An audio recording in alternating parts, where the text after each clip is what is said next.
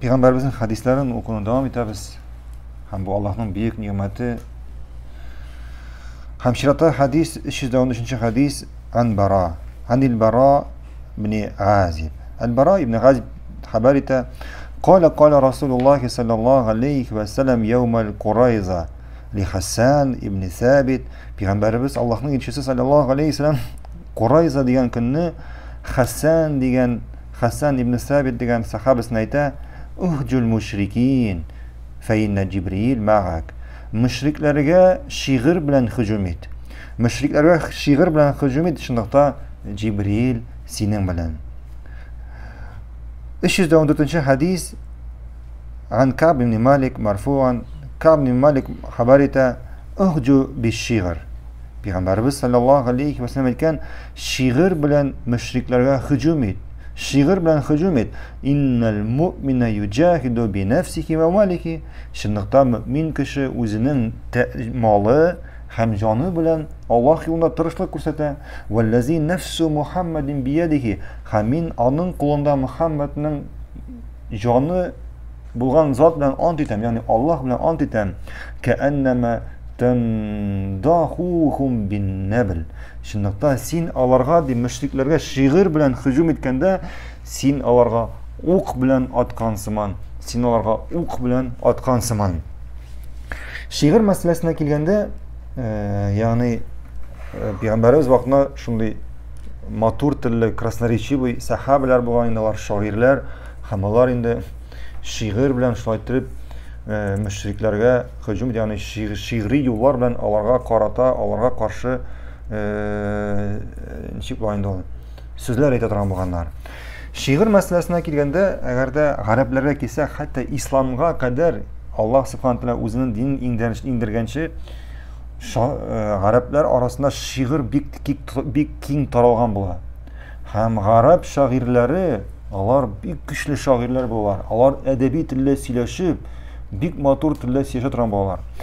Hem alarның şiirlerin qarasan bu mümkinde, alar bizning şiirlerge qaraganda köpkə qatlaulıraq. Köpkə qatlaulıraq, alar tiren ma'nali hem alarның tüzülüşü bik ağır. Şuna göre Araplar İslam dini yani Araplar Araplardan bir de şairler İslam dini inge başlagaçtın Kur'an ayetleri dışa başlagaçtın kubisi şundaq İslam dinini kabul iteler. Kubisi şundaq İslam dinini kabul iteler. Şuşu Allah indirgen mucizanı işitkeş. Çünkü alar bet şiiri meselede bir ustalar hem bunu anlar bu düşken ayetlerini kişi bunu yaza almayı. Kişi bunu yaza almayı, hem bunu anlap şundaq şairler İslam dinini kabul kılarlar. Hatta kile sirini tınlap biliriz. Yalışmasam İbn Mughira degan müşriklerinin başlıklarının birisi Peygamberimizin ayetin Peygamberimizin Kur'an okuyan işitkenden soň özünün kavmuna kelip ayta bu kişi sözü tügül.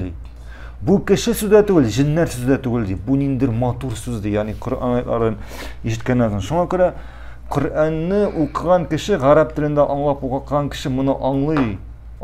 Arap dili bilgen kişi anlay. Kızgançlık karşı biz bunu köbüz Arap dilini bilmiyoruz. Hem şuna göre biz Kur'an'ın maturluğunu anlayamıyoruz. Allah subhanahu wa ta'ala her bir ayetini şunday güzel formada bizde jitkire. Hatta en ağır ayetlerini alsak da miras ayeti mesela.